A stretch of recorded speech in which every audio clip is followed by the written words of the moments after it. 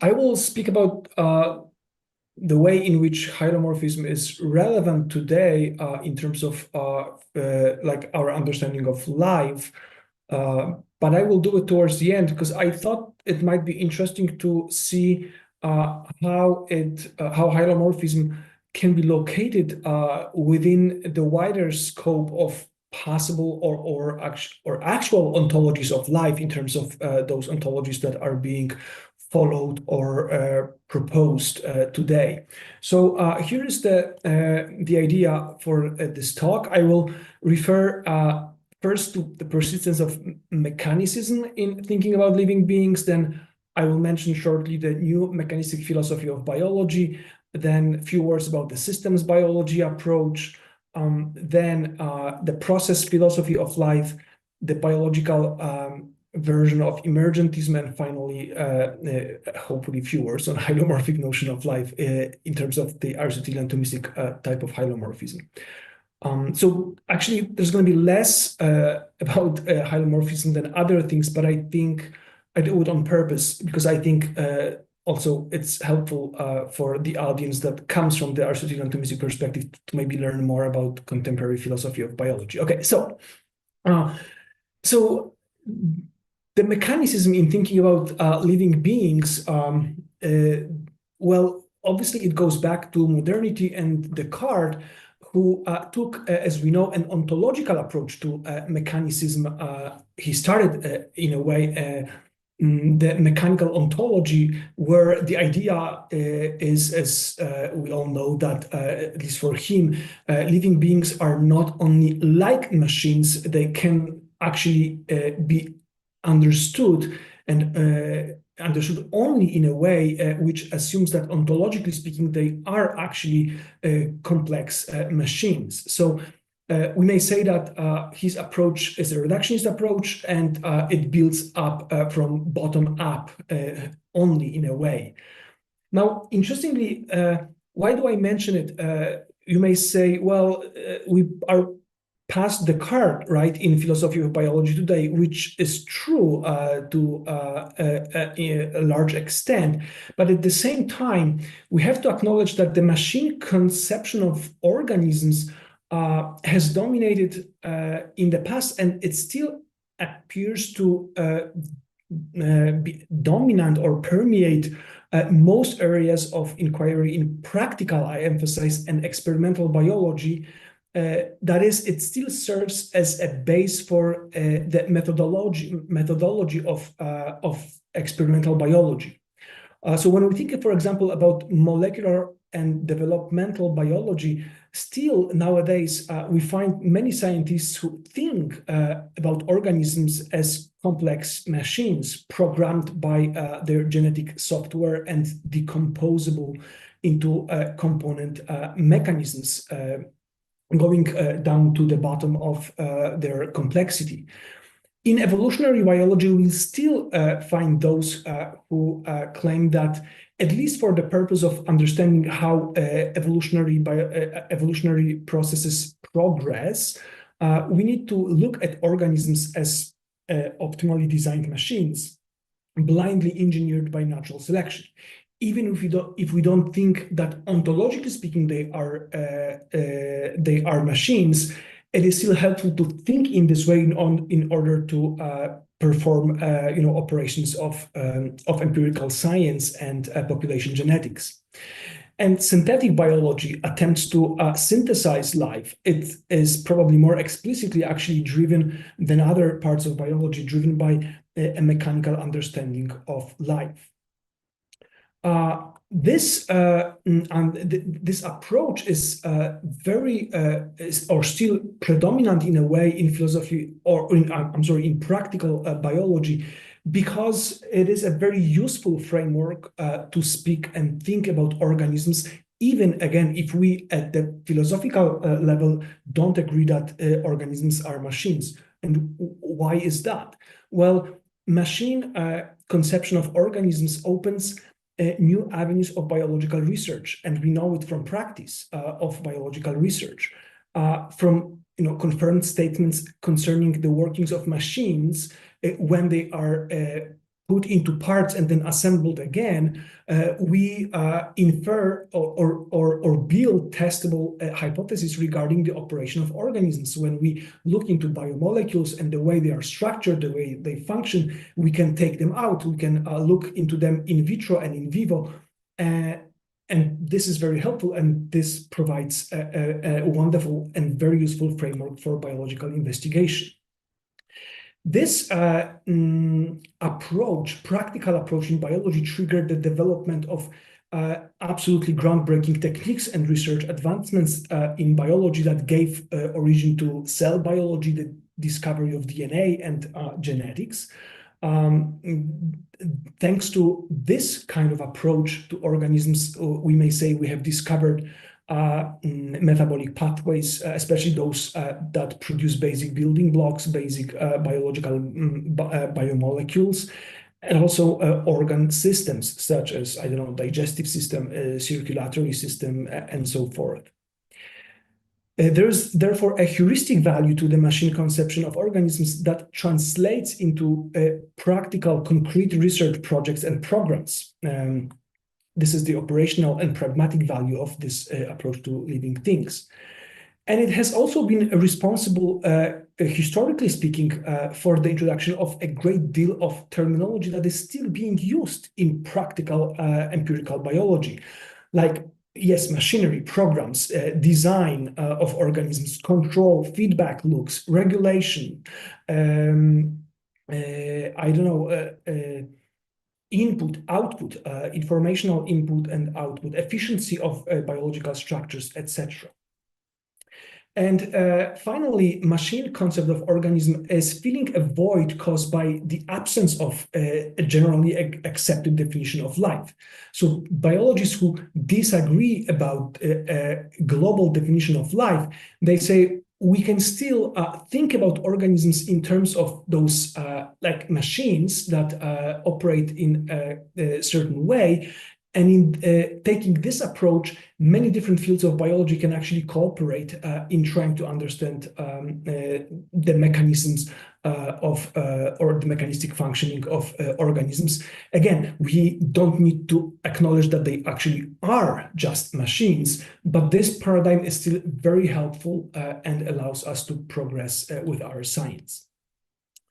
Now, obviously, there is always a danger even today, of unwarranted inference of ontological truthfulness of this metaphor on the basis of its methodological usefulness. And even going back to the beginning of 20th century, Hans Driesch, a German biologist and philosopher of biology, says, an organism constitutes a harmonious equipotential system that is virtually unintelligible in mechanical terms. So even though we are aware of that in biology, we still use this terminology, and we actually look at organisms as in this way, again, for the sake of the progress of biological science. But we have to be careful. And now, philosophically speaking, philosophers of biology are careful, and they list at least 10 important arguments that try to emphasize that organisms are not machines ontologically speaking, right? So quickly, what are those arguments? The first one, organisms are intrinsically purposive, whereas machines are extrinsically purposive.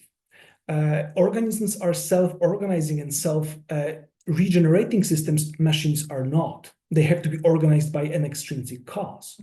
Organisms have an autonomous self, machines do not. The second argument, in machines, both parts and wholes can be ascribed certain functions. Whereas in organisms, only parts have functions for the benefit of the whole. The whole, apart from just keeping itself in existence, does not have a separate function. In machines, parts are causally independent of and temporally antecedent to the whole they constitute, whereas in organisms, parts in an organism are neither causally independent of nor temporally antecedent to the whole they constitute. This is one of the crucial arguments.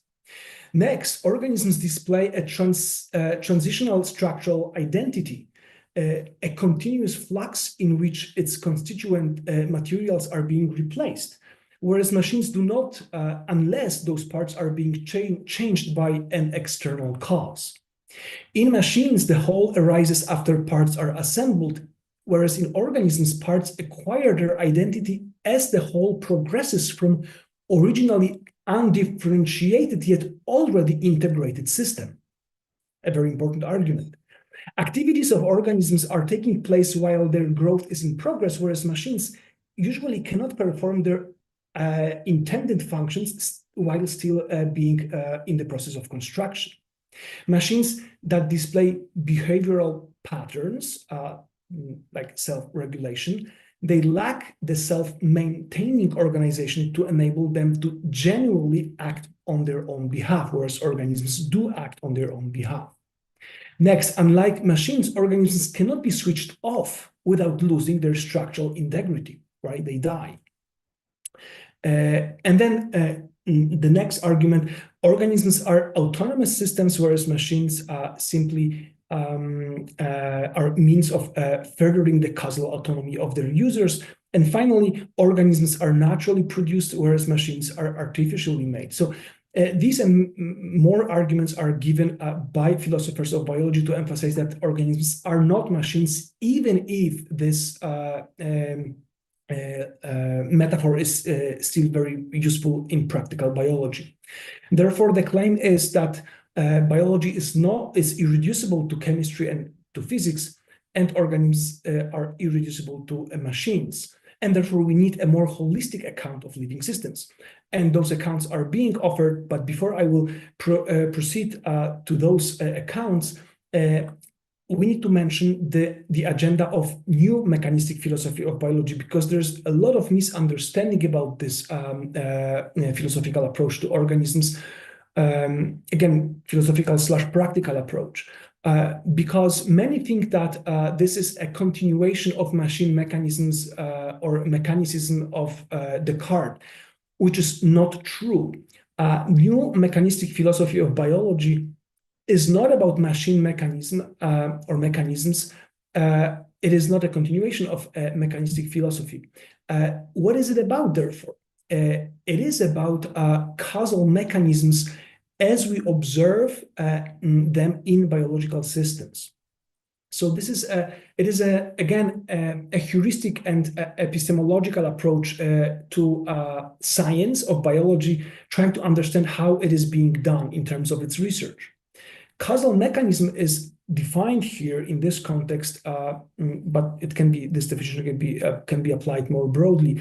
It is defined as a step-by-step explanation of the mode of operation of a causal process that gives rise to a phenomenon of interest. A particular mode, therefore, it is a particular mode of explanation, an epistemic model that we build in biology in order to better understand life. Causal mechanisms, therefore, are thought as being of fundamental importance in scientific practice because they enable us to identify causal relationships within organisms. Now, unlike machine mechanicism of modernity, new mechanistic philosophy of biology is not primarily concerned with biological ontology. So again, the claim is not and should not be that organisms are reducible or are causal mechanisms. But rather, the interest is, again, the nature of biological explanation. Therefore, the claim is what we do in biology, we search for causal mechanisms in organisms, and this helps us to simply map and describe life. Again, the claim is we may have different branches of practical biology, like physiology, ecology, neuroscience, and so forth. They may have, those who engage in those branches of or departments of biology, they may have different understanding of life, but they still agree or may agree that what they are looking for are causal mechanisms on different levels of inquiry into what organisms are. So again, that would be a framework that brings together biologists working in different areas of biology. So the claim is that this new mechanistic philosophy of biology that searches for or describes biological practice as search for causal mechanisms is anticipated by a number of philosophers of science, among whom we find Jerry Fodor, Stuart Kaufman, Robert Cummins, Wesley Salmon, or Nancy Cartwright. But then we have the foundational paper titled Thinking About Mechanisms, published in 2000 by McAmer, Darwin, and Craver. And then we have other important thinkers like William Bechtel, Robert Richardson, or Stuart Glennon, who developed further this idea or this approach to biology and living organisms, or biological practice, I should say. So again, it stems from biological practice, and it's pragmatic, and therefore it is very pragmatic in its orientation, which I believe can be seen in the predominant views or conceptions of causation that are taken into account by those who search for causal mechanisms in living things. So they don't refer to substantial form or classical, for causes. They rather have a very pragmatic approach, once again, where they, when they think about causation, that will again work across different fields of biology and describe this search for causal mechanisms in living things, they refer to counterfactual and manipulationist views of causation. These are models, and referring to this or those views of causation, they claim we can build models where we can point towards variables that through the counterfactual thinking, if they do not take place or they do not happen, various occurrences in living things, then other things do not happen, and then we apply manipulationist view of approach to causation, and we claim, okay, now as a practitioner in biologist, I can switch and change particular things in my experimentation, and then I should be able to observe outcomes of it. And this helps me to understand how organisms function. Another view of causation they refer to is the view of causation based on the idea of transmission of conserved quantities of information or energy or matter. So this is the processual account of causation. And eventually, some of new mechanistic philosophers of biology, they refer to activity or productivity account of causation offered by Anscombe. Yes, this approach to living systems, it does take the non-reductionist position in a way, because those philosophers who developed this school of thought, they do claim that biology is irreducible to chemistry and physics, and they do say carefully that organisms can be modeled as nested hierarchies of causal mechanisms, bottoming out, yet not irreducible to those lowest levels of causal mechanisms that are described by those basic interactions listed on the slide. So organisms can be modeled in this way, which again does not mean that organisms are simply complexities of causal mechanisms. So there is, once again, in this version of mechanicism, a danger of ontologization of causal mechanisms, of conceiving them as real things in the world, existing independently of our conceptualization of what they are, and that may produce a conception of causal mechanisms as autonomous complex systems, which would be analogous to machine mechanisms. And in my opinion, that may lead to non-reductionist, yet still a mechanistic view of life, which characterizes life in reference to unique spatial and temporal organization of parts and causal mechanisms, providing for their meshing properties and jointness. So the claim that organisms actually are just complexities of causal mechanisms. And I think that if this ontological path is taken, then it leads to grounding the understanding of living organisms in the idea or the ontology of homeostatic property cluster view of substances or things, where those properties here would be those causal mechanisms observed in organisms on various levels of their complexity. Now, again, the ontological path is not being taken by those who developed this philosophy of this new mechanistic philosophy of biology, but the danger of thinking in this way is lurking there. So we have to be careful, or they have to be careful about that. The approach of systems biology is in a way related to a new mechanicism or new mechanical philosophy of biology, because it still refers to the idea of causal mechanisms in living things, but it wants to look at those causal mechanisms from a new perspective, which engages not only strictly biological research, but also computational and mathematical analysis and modeling. So the claim is, Denis Noble is one of the practicing biologists who is working in this field. He says, systems biology is about putting together rather than taking apart, integration rather than reduction. It requires that we develop ways of thinking about integration that are rigorous, as rigorous as reductionist paradigms or programs, but different in a way that they are holistic. So we need to change our philosophy in the full sense of the term.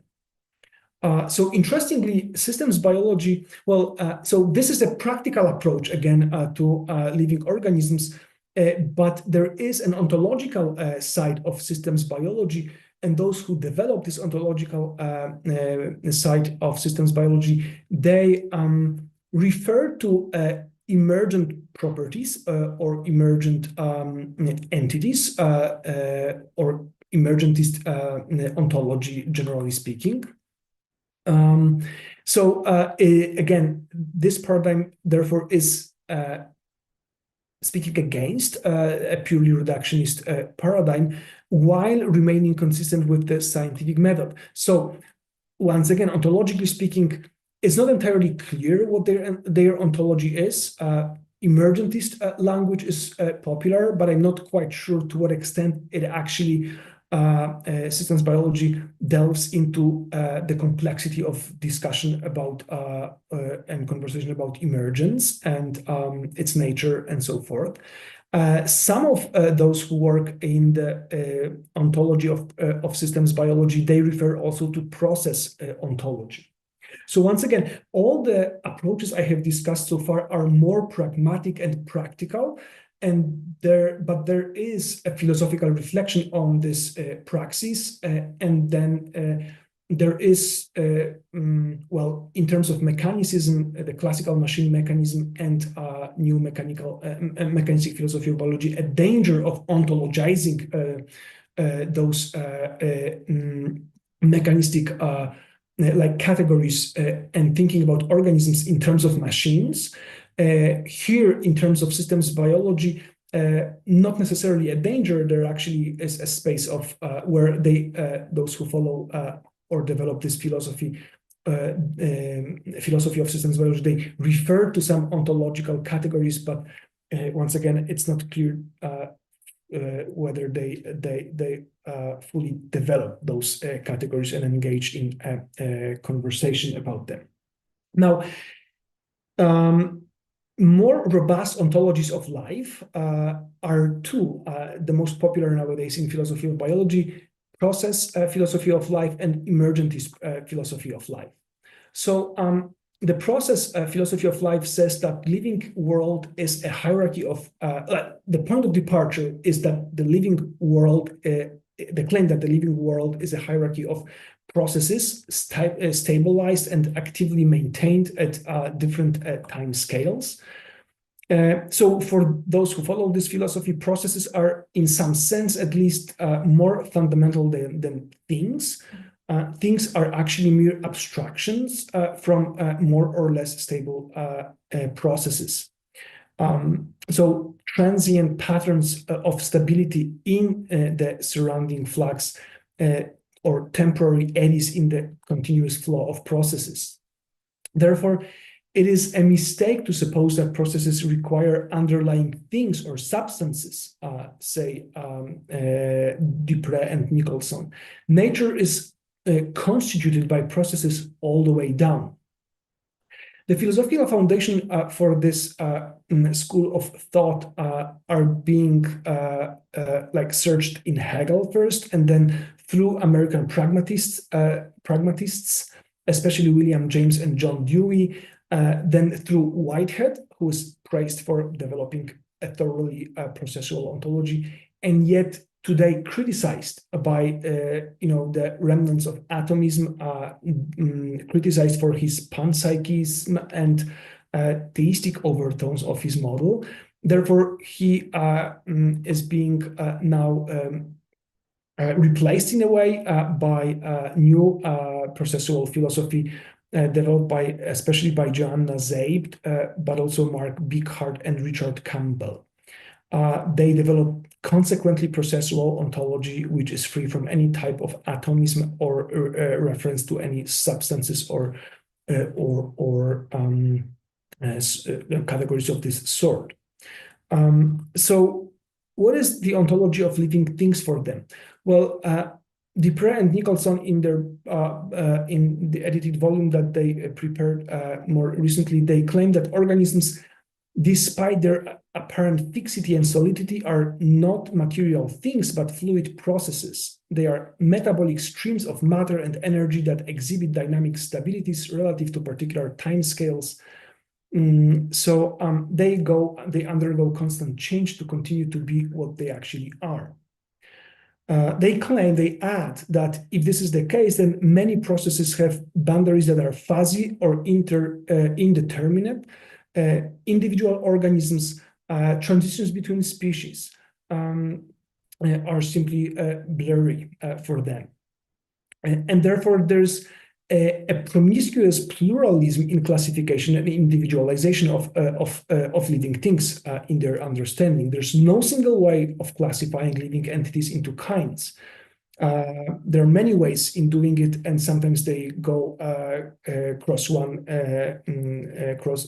the other, and they may agree or disagree at different points. In actual scientific practice, they claim different theoretical interests dictate different and multiply overlapping ways of understanding life and divining it.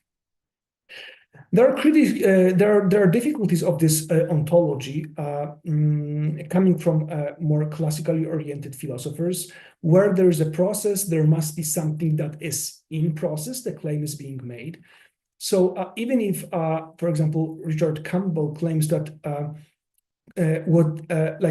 everything is processual in the universe, and everything begins with quantum fields, which are processes as well.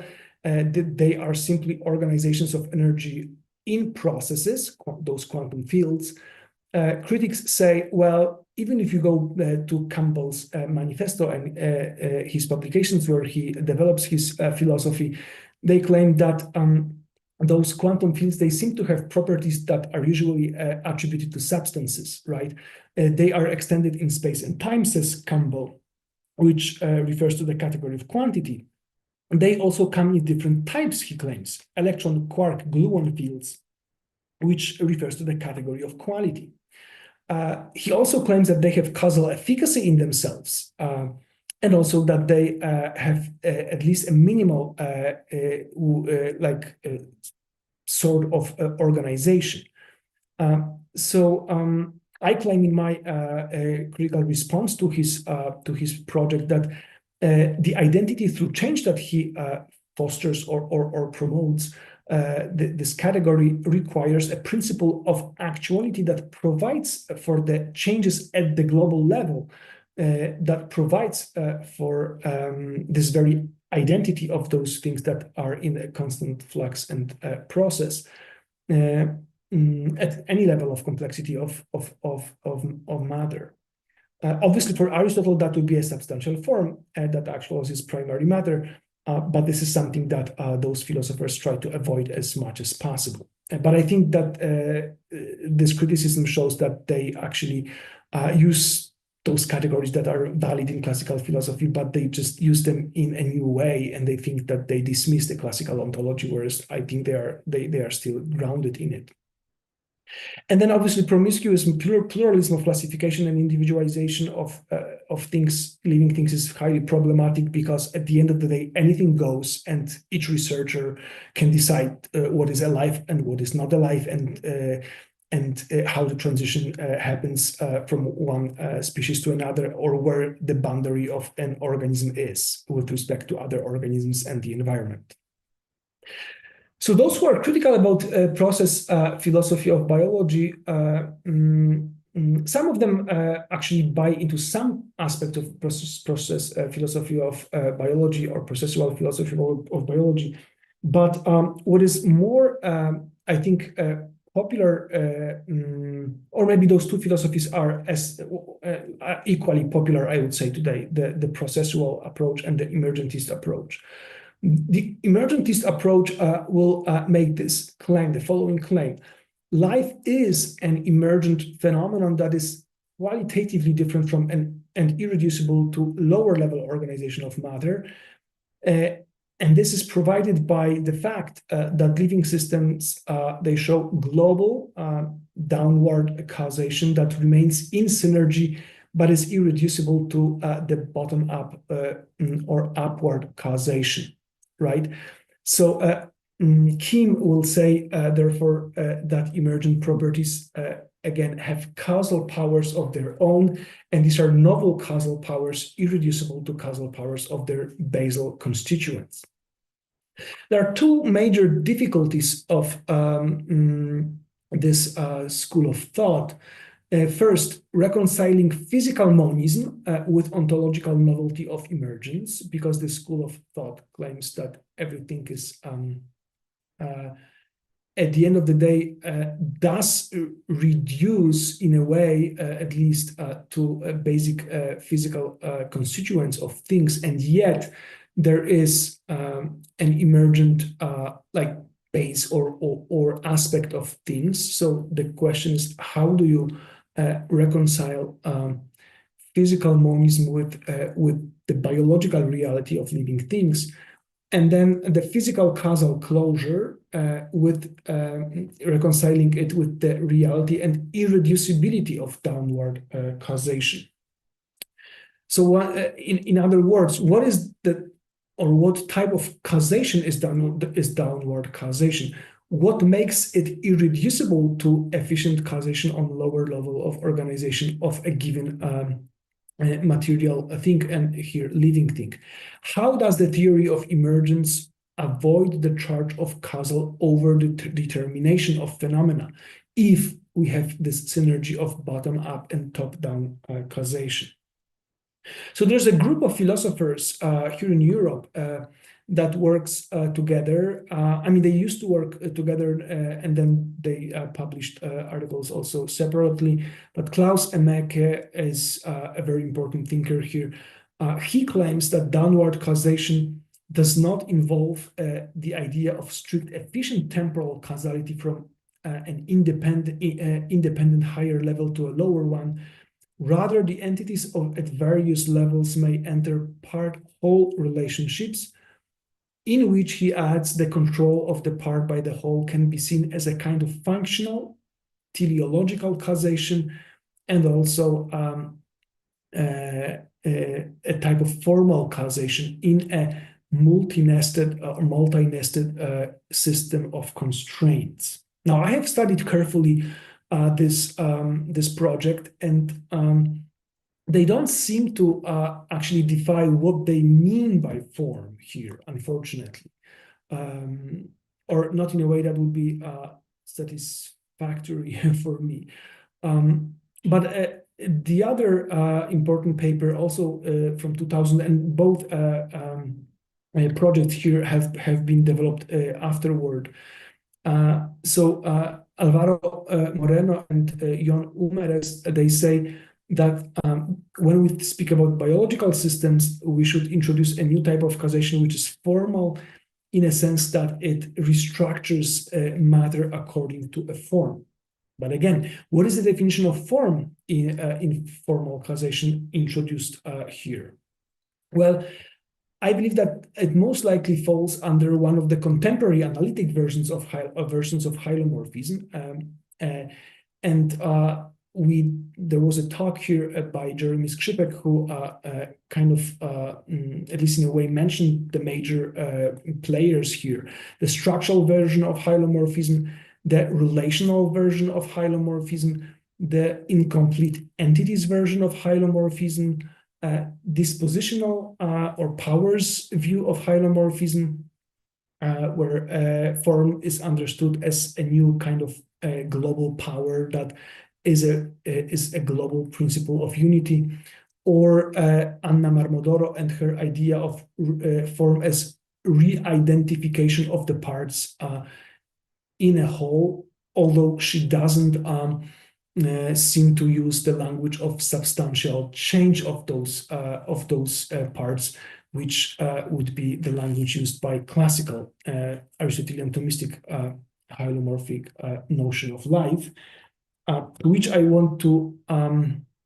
eventually go. So how do we introduce it here? Well, I think that one of the ways to go is not necessarily to begin with the definition of life in Aristotle or Aquinas, but rather because life is a particular type of unity for all those who are dealing with it and trying to understand it, and all those schools of thought I mentioned, they actually are trying to do exactly this, to understand what kind of unity life is and how to describe it.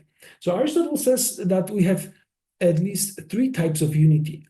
The first one is contact, which is co-presence of parts, of parts ends, but they are not in a way reduced to one thing. He also speaks about continuity, which is a connection between parts such that their ends are one thing rather than many. But this continuity can be, well, continued. More things can be added to it. And in this aspect, it is or should be differentiated from wholes or wholeness. Wholes are continuous entities for Aristotle that display other properties besides continuity. The principal property among them is completeness, teleiotes, right? So unlike continuous entity that is potentially infinite, you may add more parts to it, a whole, a substantial or accidental unity is actually at potentially infinite, finite, actually, finite. Because you may try to add something to it, but it's going to be just some sort of extension, like added to it, but not a part of that whole. Or if you subtract something from it, it ceases to function as a whole. So that's why it's finite in the way it is, actually and potentially. Because if you try to change anything, then you will learn about its finite character. What makes a multitude of things or parts not just things that are related by contact or being a continuity of things? What makes them to be a whole? Well, for Aristotle, it would be substantial or accidental form, and related to it teleology, which is or expresses a common goal of those parts, which are virtually, in terms of substantial form, or actually present in a whole when we are dealing, in case we are dealing with an accidental whole, a machine, for example. But then we may ask, what makes a whole a living whole, right? What makes the substantial form of a whole a soul? So here is the answer to that question based on the philosophy of Aristotle. Substantial form that is an intrinsic principle of motion, of self-motion of that thing, responsible for the formation and maintenance of the unity of this dynamic whole, or a given dynamic whole, as well as the recursive reiteration of its dynamism, and is the source of its cyclical reproduction, is a soul, which makes this thing, this dynamic system, a living system. In case of dynamic artifacts, machines, and dynamic non-living systems, Aristotle calls them automata, their substantial form is the principle of movement, but it is not a principle that is responsible for the production or maintenance of their unity. The source of the production and maintenance of their unity is, well, external. It is respectively artificer or a natural external cause. Whereas for living things, the source of their unity is, again, intrinsic. So the soul grounds essential movements of living things. It is, it grounds a certain kind of process, complete and endowed with an end in itself, a process that Aristotle calls energeia, as distinguished from a mere kinesis, right? Which is a process oriented at the maintenance of the dynamic substantial unity of a given living thing. And on this base, we can speak about and defend causal irreducibility of the psychic, that is ensouled form of existence, to inanimate matter, and about the causal priority of the former over the latter in terms of the causality proper to it. So in a way, we need this category of substantial form of a particular type, which is therefore given or classified as soul, as a particular type of substantial form, in order to give a proper account of life. Without this category, which in a way is, is in one way or the other, it is reintroduced, I think, in the emergentist school of thought and approach to life.